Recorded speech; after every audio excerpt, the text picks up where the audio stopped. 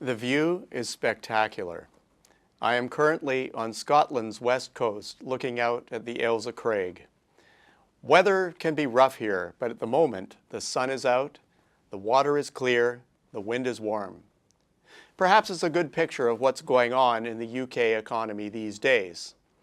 But like the weather in these parts, will the good times last, or are they likely to change again? Global crisis hit the UK economy hard for different reasons than in other OECD countries and key continental economies. The fact that economic crisis was preceded by financial crisis was particularly concerning for an economy highly dependent on its financial sector. Not only was output in trouble, but reputation was also very much at risk. The bailout of significant British financial institutions could have easily had wide-ranging repercussions well beyond the economic crisis itself. The immediate effect was scathing. GDP fell swiftly in 2008, enough to clock a 0.8% drop for the year and set up 2009 for a staggering 5.2% tumble. That was enough to send the unemployment rate from an impressive low 5% level up beyond 8% in less than a year. It remained parked at that level as the economy struggled to achieve meager growth in the following 4 years. Things are now picking up significantly. Economy-wide growth has exceeded the 3% level in 3 of the past 4 quarters. And after clocking 1.7% growth last year, the UK is looking at a 3%er in 2014. Setting the stage for the best year since 2007 is strong consumer spending, robust business investment, and a surge of service sector exports. Rising activity is captured in key indicators. The Purchasing Managers Index is in very strong territory across industry groupings and compares very favorably with pre-crisis levels. The housing market is heating up, both in prices and activity. The composite leading indicator is still looking strong, but perhaps the most dramatic indication of change is confidence.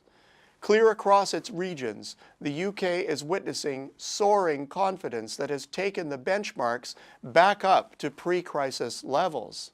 Considering how frenzied things were at that time, recent movement is quite gripping, to say the least. Current momentum raises a critical issue.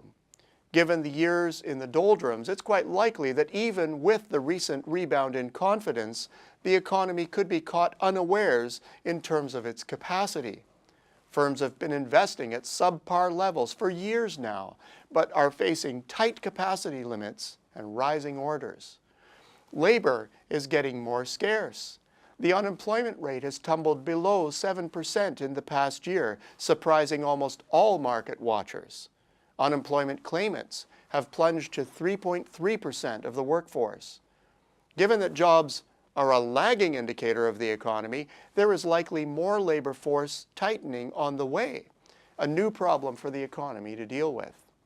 Suddenly, all eyes are on the Bank of England. The era of ultra-loose monetary policy is coming into question as the UK economy rapidly ramps up again. The job market crashed through the forward guidance marker, creating expectations that the central bank would go into tightening mode. It is resisting, but there are growing worries of overheating given the amount of time interest rate movements need to see the needed impact on the real economy. It's a good position to be in after all the global talk of disinflation and deflation, but with the ample liquidity that currently exists, it is critical to get this one right. A key lesson for the world is how quickly an economy can go from downside to upside worries. There is no doubt great relief that finally we are talking about the latter, but the duration of the easy money period may make its end a bit tougher to come to grips with than in the past. And it seems that on this score, the UK economy is out front, a bellwether for the rest of us. The bottom line? Growth is up, and it's looking like inflation is hard on its heels. The UK is charting this new course.